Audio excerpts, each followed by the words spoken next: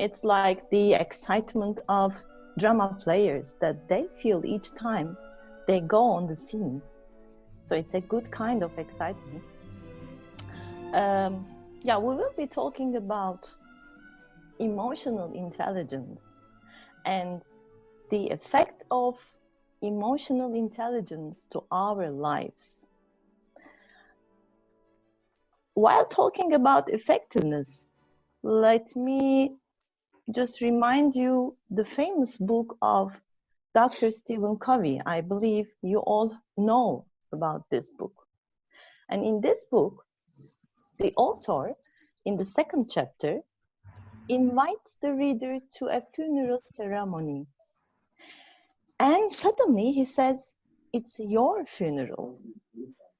And four people from life of the reader, one from the family, one from the colleagues, one from friends, and one from the social places that the reader has been, we'll be talking about the reader. So let me ask you the same question right now.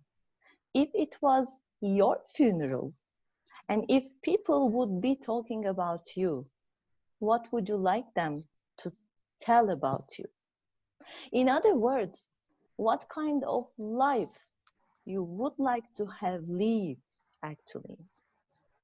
Life is a paradoxical concept, I believe. We use the word life in the meaning of world, actually, where everything is in and we have no control. Everything is there, but we have no control there. And there is one more life. Let's write it in lowercase. It's our own life that we have control in, and as much as we have control, we are fulfilled and we are happy. So actually, I'm talking about the circle of interest and circle of influence. The circle of interest is everything which goes on, like economy, like climate issues, everything that is in the world, but we cannot change, we cannot affect, but we are highly affected by. And the circle of influence is our own life. This is us. And here, actually, there is everything which belongs to us. Our life purpose, our values, feelings, wishes, choices, decisions. This is our life. I believe human is similar to oceans. And as much as you go deeper and deeper, you find out more colors and quite new things like in the oceans. And emotional intelligence is a set of skills which lead human to deeps of the ocean. Did you ever think why people use toxic communication? Did you ever ask yourself why people insult each other? Why people judge each other? Because of the insecurity feeling that they have because of lack of emotional intelligence. This is not knowing himself and not knowing the others, and this is the feeling of uncontrol. Then you are restless, and it is seen in your behaviors. Actually, the whole story starts with knowing himself. You might say, yeah, knowing myself, don't I know myself? I know myself. Sometimes we don't know ourselves. Maybe we are not courageous enough to know ourselves. or maybe sometimes we are even not aware that we have to know ourselves. So really the story starts by knowing himself, knowing oneself. And on the screen, you see just a very short summary of emotional intelligence, what is meant by emotional intelligence. There are two basic main elements: personal competencies and social competencies. In personal competencies, we talk about, first of all, self-awareness, self-regulation, and motivation. And in social competencies, we talk about actually managing feelings of others. We will just be going through these shortly, and we will be first talking about self-awareness. To be self-aware, we have to be in the moment, like children, not in the past, not in concern of the future, just in the moment. We are only aware of ourselves if we can stay in the moment. In 2005, yes, it was 2005 that I have started my coaching sessions as a coachee. And I remember, like yesterday, really, when my coach, she asked me, "What do you feel right now?" I have just listed my thoughts to her, a long list of thoughts. She interrupted me. She said, "Yesim, I asked a very simple question. What do you feel?" And that time, I have learned that it was not so easy to answer this easy question, because then it is the deep and deep of the ocean. You find out what you don't know about yourself. In these times, I have learned to ask myself, what do I feel? And it became a kind of habitude, which helped me a lot to discover myself. Years ago, when I was in a hotel for a training, and I was just having my breakfast. I would stay there for a week. A family came in, parents and the child, and the child was handicapped child. He was in wheelchair, and I just felt restless. I just wanted to quit there. I did not want to stay there. I would just quit. Then I said, "Okay, you feel something, just stay." Then I sit grounded and took a deep breath, and I asked myself, "What do I feel?" I said, "I'm sad." Then my inner voice came in. "Yeah, okay, what else?" I said, I got my child in my mind. I left him alone for a week, and it's remorse. I regret that I left him. When I discovered this, actually, when I found that it is not sadness only, but it is remorse, and it is about my own child, then I was really freed and released. Then I took a deep breath, really, and my inner voice continued. And then, what else? Yeah, what do you need? I need to feel as a good mother. Okay, then the inner voice continued. Then what else? What you can do for this? I can spend better time with my child when I will be at home. So I was really released. And then I continued my day. I knew if I had quitted this breakfast room by only thinking that I was sad, something stuck would stay in my heart. But I could went to deep of the ocean, and I found out what was happening really for me. So really, sometimes you need to be courageous to go to deep of the ocean. In a day, in average, we have approximately 400 different emotional experiences.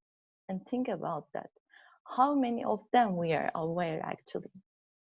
So it's a big first step to be aware of yourself. But of course, I will remind you one more thing with ratatouille. I talked to you about my inner voice. Sometimes it's easy to call what you need if you find some metaphors for them. My inner voice was my ratatouille for a while, actually. If you watch the movie Ratatouille, it's the small mouse who is very good in kitchen, and he's always instructing and directing Linguini and helps him and talks with him. So for a long time, even maybe still now, my inner voice is my ratatouille. And when I'm aware that I have to call my inner voice, I call my ratatouille.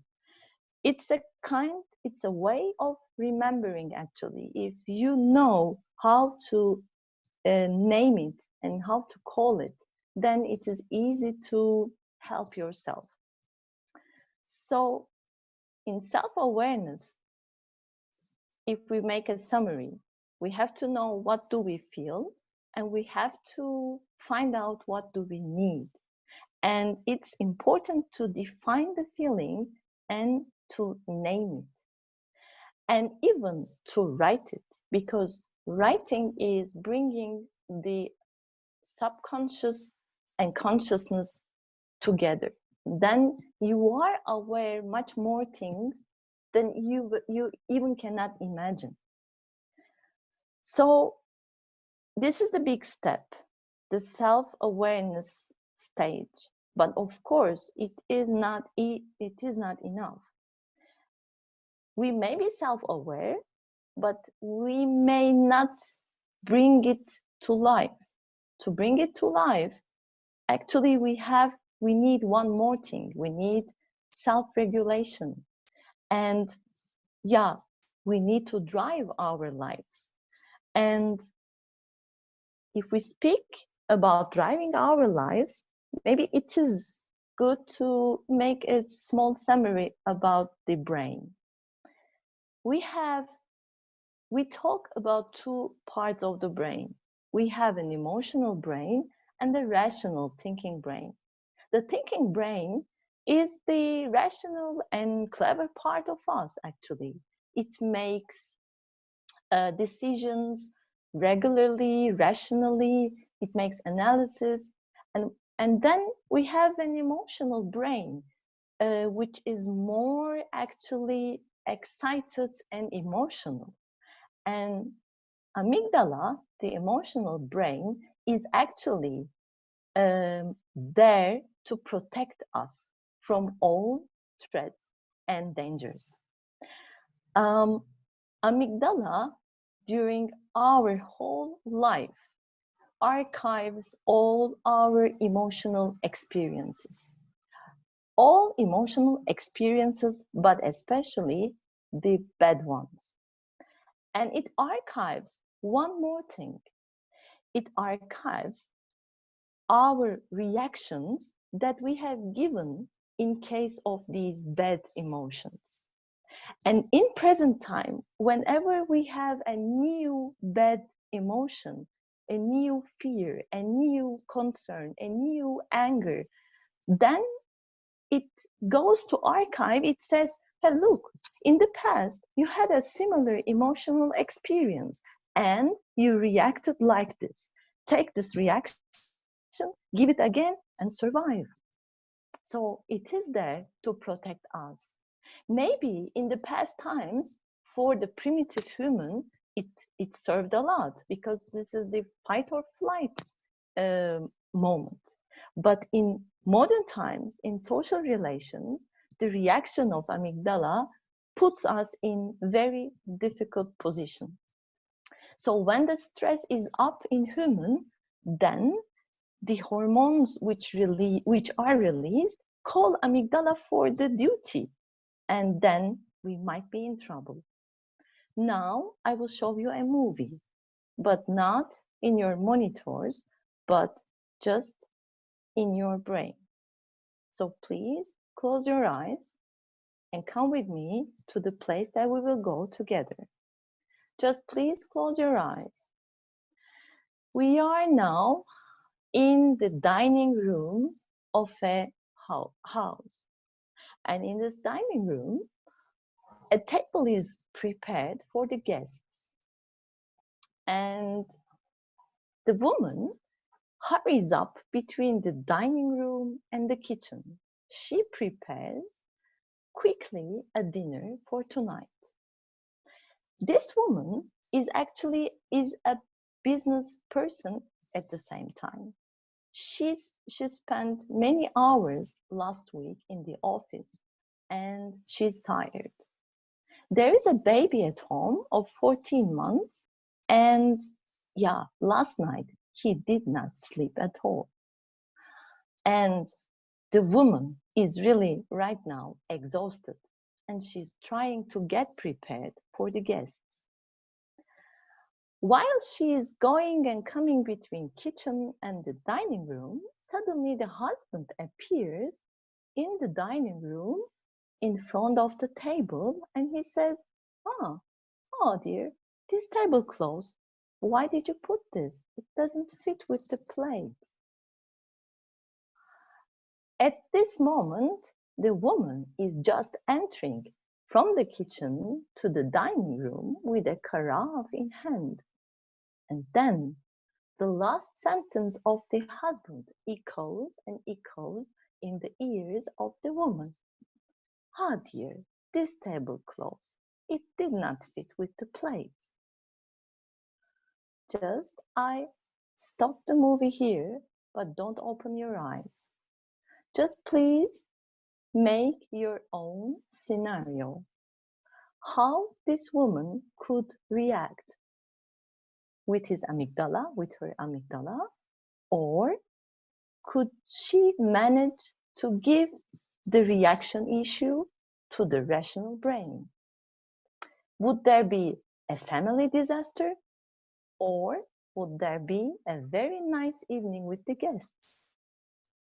So please write your own scenario, and then after finishing your movie, just open your eyes. So this is actually the self-regulation. This is actually what we mean by self-regulation. Actually, the high reaction that we give when the emotions are too high is something biochemical.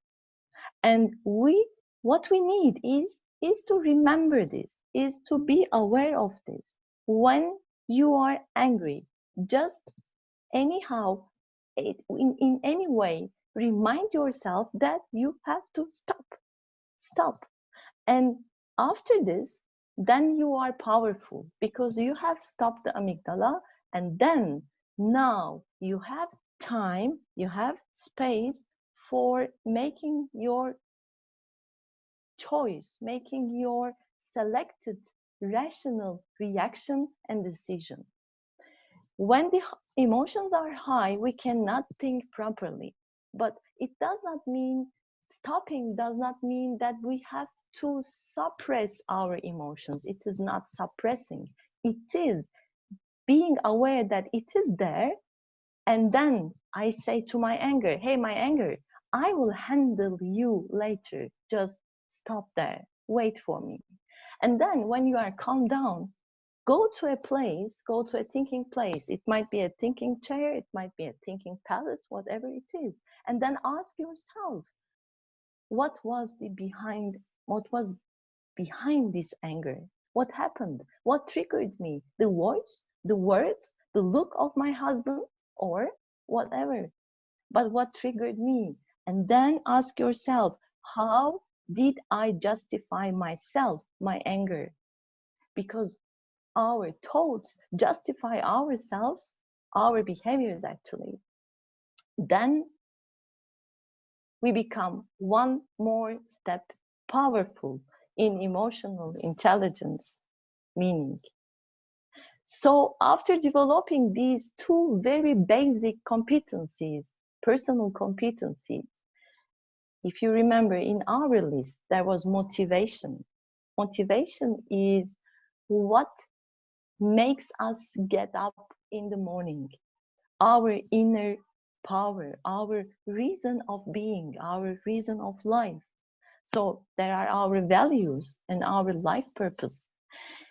Motivation is internal, but at the same time, motivation is very much talked in working life. So we always talk about motivated employees. This is the big headache of HR, how to motivate employees. Either shall we go to picnic, or shall we give bonus, or shall we make a happy hour?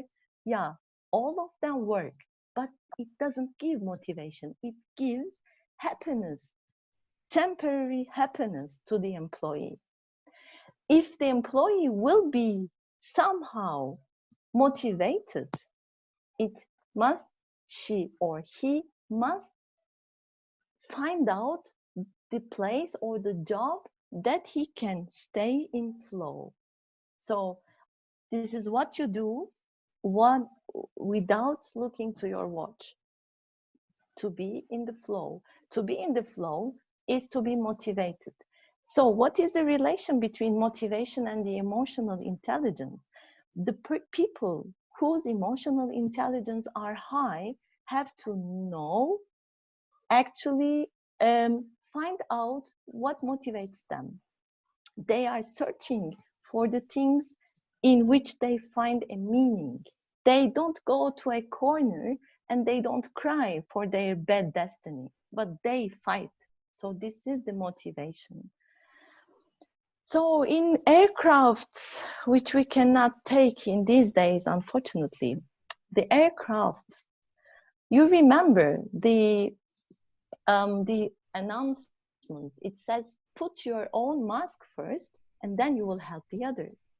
So by these personal competencies, you had your own mask. You are powerful. And then now it's time to bring this power to the relations. And when we talk about relations, the empathy is the basic actually. If you cannot develop empathy, you cannot manage the feelings of others. Empathy is always defined as putting yourself in the shoes of the others. It is true, but it is not all. Actually, empathy is also something internal. You have to validate the human in order to make empathy. You have to make them feel that they are understood. It is not enough that you understand them. They also have to feel that they are understood. So listen with a child curiosity. Listen with somehow in a neutral position. Listening is crucial. Like in the coaching, actually, if we don't listen with empathy, the coachee, we cannot manage the coaching. So empathy is everywhere and is our big key. Listening is very important, and we talk about 3 levels of listening. The second level, let me say the first, the second level. Second level is like the lovers in the park, to be focused only to the person with everything. His language, his words, his body language.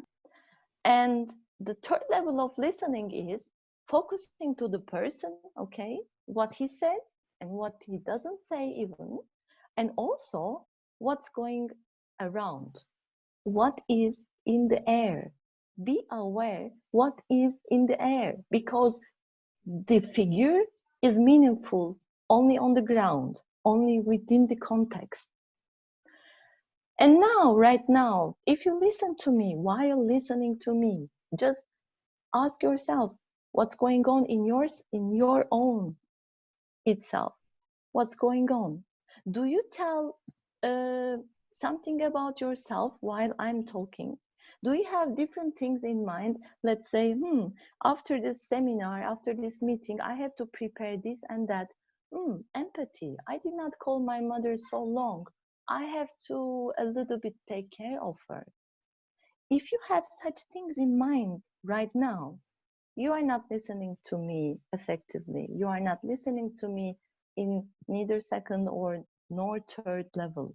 You are listening to me on the first level. Means actually, this is the way that we do in a daily our inner issues in between. So then somehow it is actually it's a kind of prevention, kind of problem while trying to make an empathy. When somebody cries, think about yourself. What do you try to do? You try to cheer. You try to calm down. But if a person cries, this person only needs to cry. Just stay there. You don't need to say anything. You just need to be there. And when you try to cheer, just ask yourself, whose need is this? Is this the need of the one who cries? Or is this my need actually, that I have to somehow make myself feel better because she's crying? So empathy is actually the power of understanding others, but understanding in every manner, in each meaning actually. And after building this empathy, then really we are powerful to bring our skills to social life and our all social relations, let me say. Emotional intelligence is a big portion in success.